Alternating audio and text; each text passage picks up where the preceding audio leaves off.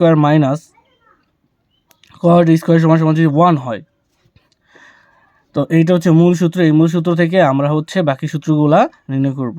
তো আমি লিখতে পারি cosec square theta minus cot square theta equal to হচ্ছে 1, বা চিহ্ন দিব, চিহ্ন দিয়ে cosec square theta, cosec square theta equal to 1 plus মাইনাসটা যে প্লাস হয়ে যাবে কট স্কোয়ার থিটা।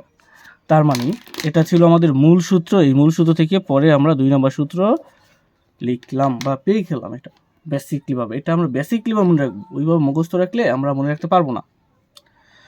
তো এরপরে হচ্ছে আমরা এই মূল সূত্র দিয়ে আরেকটা সূত্র নির্ণয় করব।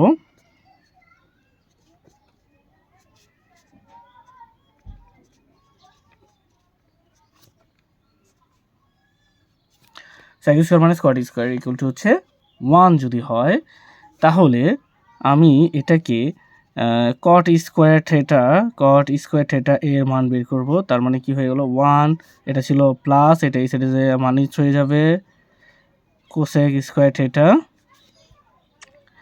এরপর আমাদের লিখলাম মাইনাস কট স্কোয়ার থিটা। তো এখান থেকে মাইনাস কমন নিলে হচ্ছে কোসেক স্কোয়ার থিটা মাইনাস 1। এটা কেন? এটা হচ্ছে মাইনাস কমন নিলাম, তাহলে প্রথমেই আমরা এই মাইনাস যেহেতু আছে, প্রথমেই কোসেকটা কমন নিচ্ছি। এই কোসেকের আগে মাইনাস ছিল, তার মানে মাইনাস। তো এই মাইনাস এটা মাইনাস নিলাম, তো মাইনাসে প্লাস কোসেক স্কোয়ার থিটা, আর প্লাসে এখানে মনে মনে প্লাস আছে, প্লাসে মাইনাসে কি মাইনাস।